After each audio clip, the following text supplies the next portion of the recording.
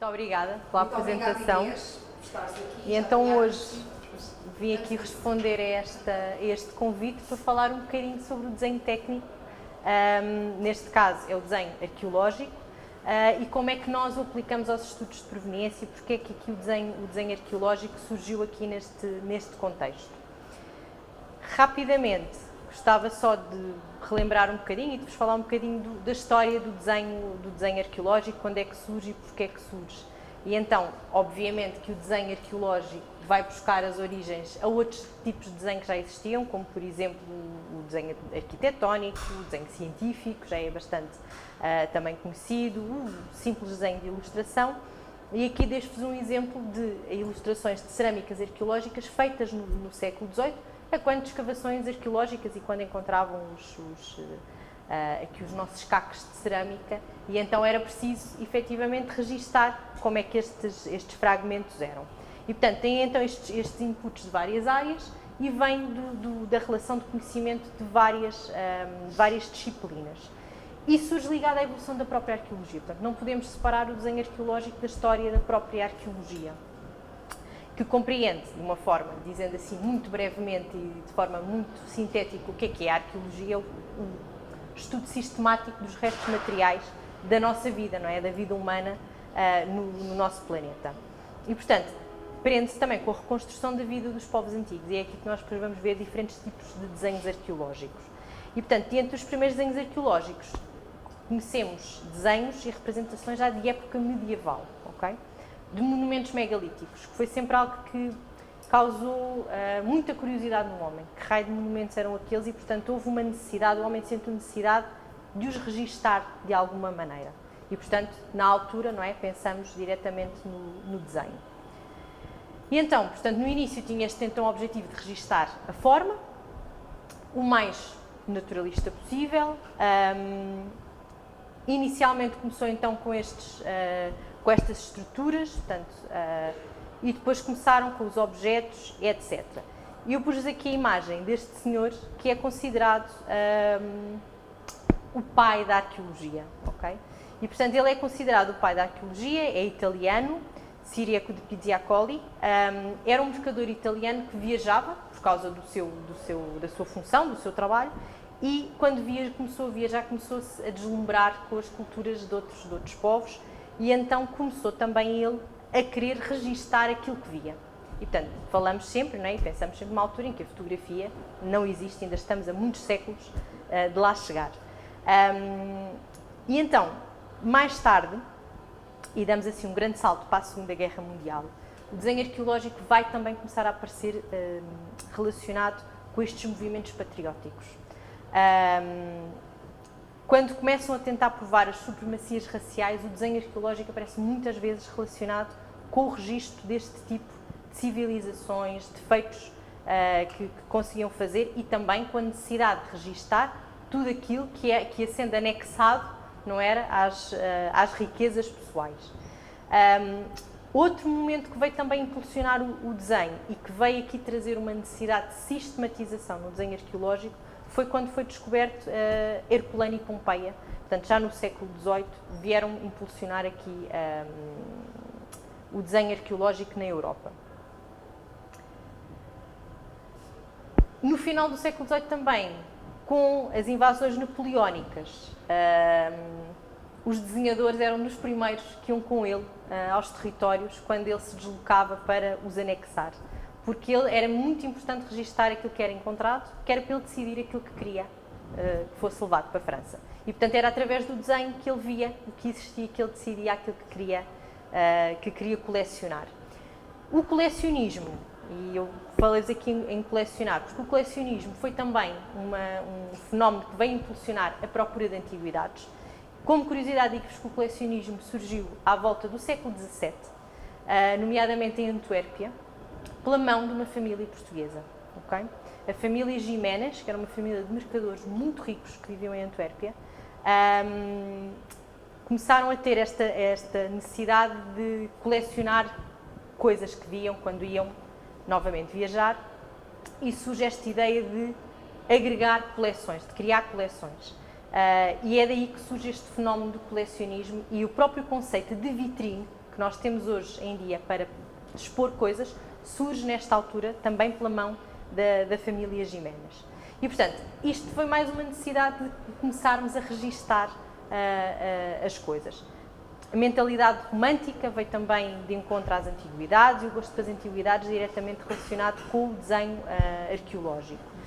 E mais tarde, já no século XIX, com a publicação da Origem das Espécies, por Charles Darwin, pensamos também, portanto, que veio trazer esta crença que realmente a humanidade teria milhares de anos, e não aquilo que tínhamos acreditado até à data. A própria arqueologia sofre um grande impulso e, por relação direta, o desenho arqueológico vem também sofrer esse impulso. E, como eu vos disse, o desenho arqueológico pode-se dividir em vários tipos, além daquilo que nós conhecemos como o desenho de objeto, não é?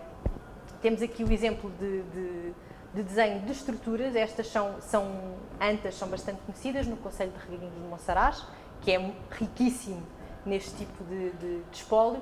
E, portanto, quando nós pensamos em desenho arqueológico, não pensamos só num desenho à vista de uma das faces, não é? Portanto, como vocês veem, segue toda uma série de regras, que já iremos falar um bocadinho mais à frente, para fazer a representação de vários pontos de vista, de cima, de baixo, como é por dentro, como é que as pedras se orientam. O desenho de cortes estratigráficos é também bastante importante. Portanto, quando nós temos estruturas, pensamos em estruturas elevadas do solo, não é? Mas muitas das vezes acontece-nos que as estruturas estão abaixo do solo, estão enterradas e não se desenterram. E não é possível desenterrar. Então, o que se faz é, imagina-se um corte estratigráfico e desenha-se aquilo que se vê da estrutura para registarmos como é que a estrutura é, como é que está enterrada, etc. Portanto, é outra vertente do desenho arqueológico. Mais uma vez, chamo só a atenção que todas estas representações não são ao calhas. Okay? Há normas para fazermos isto, há normas para representarmos este tipo de materiais, de matérias no solo, como é que são representadas. Muitas das vezes não pensamos, e não é relação direta, que as reconstituições são também desenho arqueológico. Okay? Nós aqui temos a ver uma reconstituição dos humanos que viviam em Dolny e Vestonice, que é dos primeiros locais onde sabemos que o ser humano se tornou mais sedimentado, portanto, estava mais fixo nestas zonas, e onde temos os primeiros vestígios de produção de cerâmica conhecidos na humanidade. Portanto, a cerâmica data mais ou menos de 27 mil anos. E, portanto, temos aqui uma tentativa de representação de como é que seriam as cabanas onde nós habitávamos e como é que procedíamos à produção de cerâmica. E, portanto, isto também é o desenho arqueológico. Apesar de ser um desenho completamente livre, isto também é desenho arqueológico, portanto, o desenho da reconstituição. E então, agora perguntam-me vocês assim, afinal, o que é que precisamos para fazer desenho arqueológico? E então, aqui vê-se bem. Temos as coisas mais óbvias, não é? Réguas, esquadros, compassos. Precisamos de medir espessuras das paredes sejam uma cerâmica, sejam um metal, seja um vidro. Precisamos de papel milimétrico, obviamente, porque tudo isto tem que ser uma representação direta da realidade. E depois precisamos aqui de papel vegetal para passarmos os nossos desenhos. Hoje em dia, é claro que nada disto, portanto, antigamente nada disto se fazia de outra maneira senão à mão. Hoje em dia nada se faz sem a ajuda ali dos nossos softwares, não fazendo aqui publicidade nenhuma em especial porque não tenho nenhum preferido. Usamos entre Photoshop, Inkscape, etc. Mas pronto, hoje em dia temos esta facilidade, não é? Que passamos os desenhos diretamente, às vezes, do papel milimétrico, scanner, e vai direto para os programas de tratamento de imagem. Depois aí fazemos os tratamentos e já vamos ver o que é que nós vemos a seguir. E então, perguntam-me vocês também, porquê é que não tiramos só boas fotografias hoje em dia, não é? Porque quando eu falei mais para trás, falávamos em épocas em que a fotografia não existia, portanto não havia outra maneira de registar aquilo que víamos. E, portanto, se calhar assim, numa primeira aproximação, pensamos assim, tiramos uma boa fotografia e poupamos aqui imenso tempo. Então eu vou-vos explicar porque é que nós não tiramos boas fotografias. Então, como a professora Helena disse, quando me apresentou, eu trabalho diretamente com vidro e em arqueometria e de vidro, e, portanto, a arqueometria percebe que é o estudo não só arqueológico, mas também de composições do vidro, de tentar perceber proveniências do mesmo, como é que eram feitos, processos de fabrico, etc. E, portanto, as coleções arqueológicas, esta em especial é uma coleção de garrafas de vinho do século XVIII, mas quando pensamos em arqueologia do vidro, pensamos assim, cacos e cacos e cacos, e montes de cacos, que são muito bonitos, mas que, assim, de repente, não nos dizem nada. E, portanto, nós precisamos de começar a pegar nestes cacos, começar a fazer puzzles, perceber como é que eles encaixam uns nos outros, para tentarmos refazer as peças. E muitas vezes o que nós conseguimos é isto. Portanto, temos um fragmento e temos um conjunto de fragmentos que conseguimos unir e mais nada. E, portanto, isto assim, se eu vos mostrasse só esta parte aqui do lado direito, do meu lado direito, do vosso lado esquerdo, vocês não sabiam o que era, não percebiam o que era. E, portanto, o desenho arqueológico vem então aqui ajudar-nos a percepcionar as formas originais das peças. Portanto, tentamos recuar, não é, no tempo e perceber como é que estas peças seriam se estivessem completas. O que é muito raro nós encontrarmos perfis completos. Okay? Quando pensamos em vidro e em cerâmicas, se bem que em cerâmica é bem mais fácil, quando pensamos no vidro é raríssimo encontrarmos peças com perfis completos. Portanto, o desenho arqueológico é a nossa única ferramenta para conseguirmos andar para trás e tentar perceber como é que estas peças seriam. E nós, no fundo, estamos a propor, okay? Estamos a propor uma forma para esta peça. Portanto, destes dois bocadinhos, nós conseguimos propor que talvez fosse um cálice, com aquela forma, com aquele tipo de decoração, etc. Obviamente que, depois de fazer todas as medições, perceber as inclinações, como é que assenta, etc. E, baseando-nos muito em horas e horas a ver catálogos com outras peças, percebendo se esta peça é do século XV, o que é que se fazia no século XV, para conseguirmos ver se encontramos alguns paralelismos nas formas. E, portanto, há regras convencionadas, como eu vos disse, para fazer este tipo de desenhos. Não são ocárias e vocês veem que há diferenças entre as metades. Não sei se eu consigo pôr aqui. O rato está a aparecer. Então, neste lado, vocês veem aqui, a preto, nós imaginamos a peça no seu corte transversal. Portanto, deste lado, aqui, o que nós queremos representar é a espessura do vidro, ok? A espessura do vidro e em quantas partes é que a peça é feita. Tentamos, portanto, vocês veem aqui que ela tem aqui duas partes que se vêem e que tem aqui uma dobra. Portanto, aqui estamos a representar se o vidro foi dobrado, se tem bolhas por dentro, qual é que é a espessura do vidro, como é que esta decoração que nós vemos aqui é aplicada. Portanto, aqui já estamos a dizer, e vocês olhando para aqui conseguem me dizer, por exemplo, que esta parte que é saliente, que não é nada que está embebido no vidro. Deste lado, o que representamos é o que vemos. Portanto, é a vista de frente, com a sua decoração, representamos também, por exemplo, se tiver uma parte partida, se tiver uma fratura, uma fissura, também é representado no desenho arqueológico. Portanto, é um trabalho que requer muito tempo.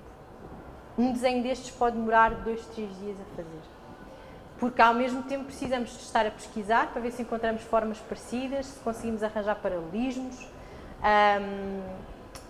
e, portanto, requer bastante tempo para ser feito e paciência. Mas é também um momento que nós passamos mais tempo com as peças e, portanto, conseguimos descobrir mais segredos sobre elas.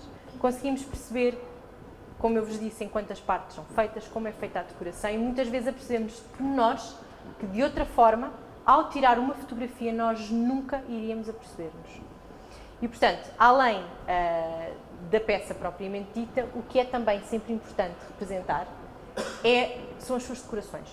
E, portanto, aqui desta fotografia vocês estão a ver um vidro medieval que foi recolhido nas escavações do milénio BCP, portanto, aqui não muito longe de nós, na Rua Augusta.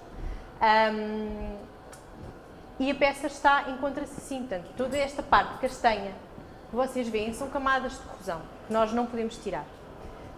Antigamente tiravam-se as camadas de corrosão do vidro, hoje em dia sabemos um bocadinho mais e percebemos que são camadas protetoras e são o vidro mais original da peça. Portanto, não se retiram.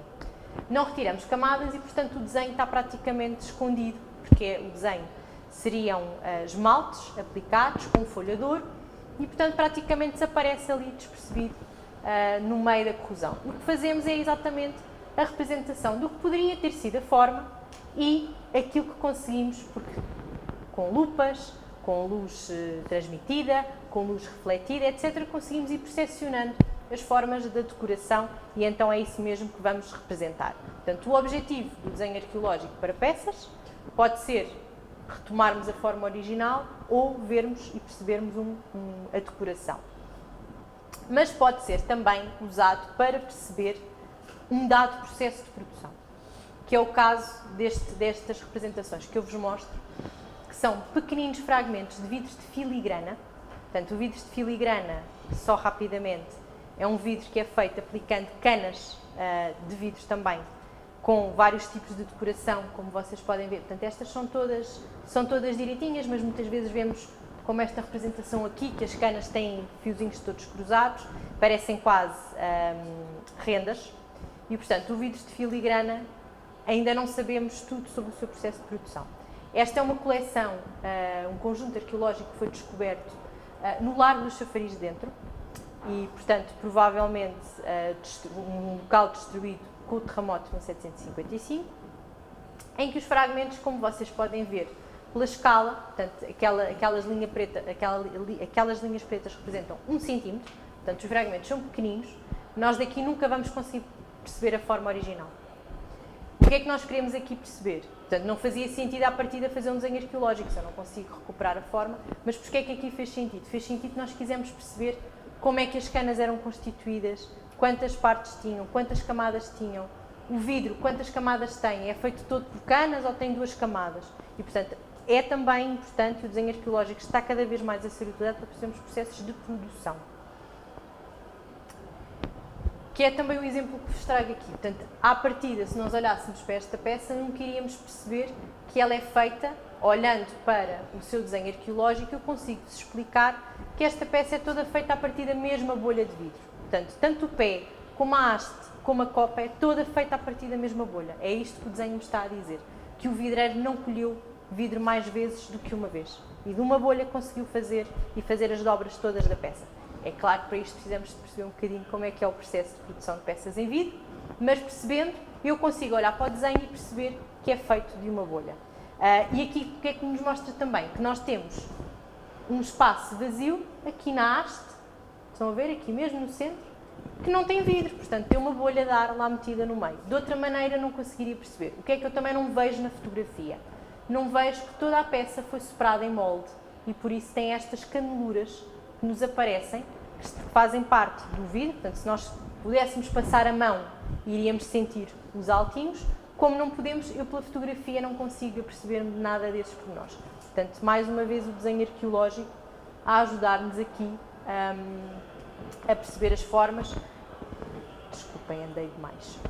Aqui voltamos ao mesmo, portanto, ajudar a perceber as formas quando temos fragmentos que não encaixam entre si e fomos ao limite de encaixar os fragmentos uns nos outros, só o desenho é que nos pode ajudar e muitas vezes até a explicar às pessoas o que era isto, só a partir do desenho arqueológico é que nós o conseguimos fazer. E até para planearmos como é que eu poderia expor, criar um mecanismo de exposição para este tipo de peça, o desenho arqueológico me pode ajudar. Portanto, já entramos também na parte da conservação e restauro. O desenho arqueológico é espetacular. Então, serve para tudo. Então, criamos também gostamos muito do desenho livre, não gostamos só do desenho arqueológico.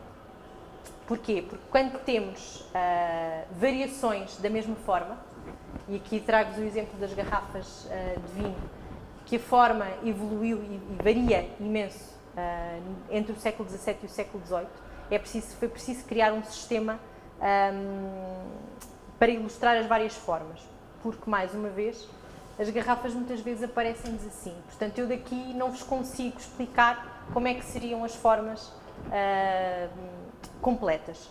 Outro problema com os contextos do século XVIII é que quase todos, de Lisboa, que é o caso destas garrafas que vocês veem aqui, quase todos eles aparecem com fragmentos distorcidos pelos fogos pós-terremoto. Portanto, é mais um problema que nós temos para conseguir representar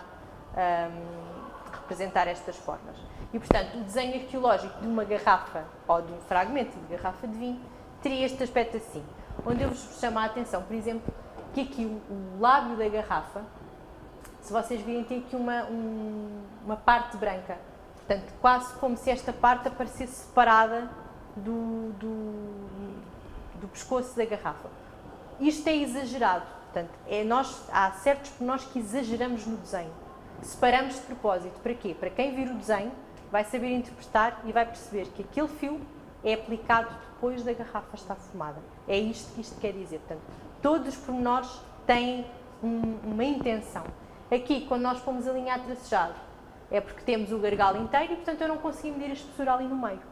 Suponho que aquela seja a espessura que lá está, porque consigo medir em baixo e consigo medir em cima. E, portanto, há de acompanhar mais ou menos a espessura de uma para a outra.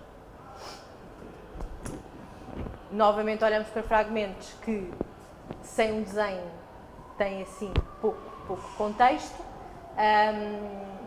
e têm pouco significado, mas quando andamos um a um ou conjuntos a conjuntos, vamos conseguindo perceber o tipo de formas que seriam, o que é que faziam parte e conseguimos logo propor, pela forma e pela decoração, uma proveniência. E, portanto, é aqui que entra a importância nos estudos de proveniência. De outra forma, se vocês olhassem para aquele conjunto de fragmentos, não vos diria nada e não pareceria nada, a não ser que eu vos acompanhe com o desenho arqueológico para mostrar que talvez faça parte de um cálice feito ao estilo veneziano. E mesmo para terminarmos, queria-vos apresentar aqui o uso do desenho arqueológico num caso de estudo específico, que foi o estudo da cabaça. As cabaças, vocês devem conhecê-las com certeza como vegetal, um tipo de abóbora, não é? Que é muito típico português. Mas a cabaça em vidro também é muito típica portuguesa. Portanto, em todas as escavações do século XVII aparecem cabaças em vidro. E é uma forma que acaba por ser quase única no nosso território e poucas vezes aparece fora do território nacional. E visto que nós não temos escavações a fornos desta cronologia, achámos que a cabaça seria um bom caso de estudo para percebermos e para tentarmos caracterizar aquilo que pode ser a produção de vidro em Portugal. E então usámos uma série de cabaças, portanto, tem ali a cabaça vegetal em baixo, estas são de produção caseira do meu quintal e, portanto, como vê, é mesmo uma forma que nasce com muita facilidade no nosso território, mas este é um conjunto que vos mostro aqui, é uma pequena, muito pequenina parte de cabaças em vidro descobertas no Mosteiro de Santa Clara a Velha em Coimbra. E quando eu vos digo muito pequenina, é porque o Mosteiro de Santa Clara a Velha em Coimbra tem mais de 10.000 fragmentos de vidro. E, portanto, tem centenas e centenas de cabaças. Portanto, esta é mesmo uma pequenina parte. E tem uma de São João de Tarouca também. E, portanto, elas quase todas estão partidas no corpo, porque é a zona mais fina. E, portanto, o que é que nós temos? Temos só gargalos. Quase sempre só gargalos. E, portanto, temos que pressupor a forma através do desenho arqueológico. A importância da cabaça é que, mais uma vez, recorrendo a imagens e a quadros, desenhos, pinturas de época, a única cabaça que nós conseguimos encontrar que é igual às nossas em vidro é exatamente uma cabaça em vidro pela Josefa de Óbidos, portanto, pintada pela mão de Josefa de Óbidos. E isto é mais uma indicação que seria uma forma que se encontraria em território nacional. Então, através dos fragmentos que tínhamos e dos desenhos que fizemos para propor a forma, conseguimos, na Vicarte, refazer, porque temos o acesso aos fornos de vidro e um artista, um professor residente, especialista em sopro de vidro, conseguimos fazer a reconstituição de como poderia ter sido feita esta cabaça em vidro. Portanto, eu não vos vou amassar a ler todos os passinhos que usámos para as fazer, chamo só a atenção porque no final conseguimos exatamente obter formas muito parecidas às formas arqueológicas. E, portanto, esta foi um trabalho muito importante onde o desenho arqueológico teve um papel fundamental. Com este trabalho conseguimos, e com o artigo que escrevemos, propor que realmente existia a presença de vidreiros com bastante mestria a trabalhar em Portugal, nesta época, que vai completamente contra aquilo que nós acreditávamos até à data. Então, conseguimos, com a ajuda do desenho arqueológico e depois, obviamente, complementando com o estudo, aqui um bocadinho a mudança do paradigma sobre o que é que sabemos da produção de vida em Portugal, que é sempre dita como sendo fraca qualidade e que tudo o que é bom era importado, portanto é mesmo isso que nós estamos a ver que não é verdade. E o desenho arqueológico tem sem dúvida permitido, no caso específico do vidro, estudar a sua complexidade, do vidro que circulava em Portugal desde o período medieval até quase aos nossos dias. E portanto, no geral é uma ferramenta imprescindível para nós. A fotografia não substitui nunca o desenho arqueológico. E também estruturas, estratigrafias, entre outros. Muito obrigada pela vossa atenção. Espero que tenham gostado deste bocadinho. Obrigada.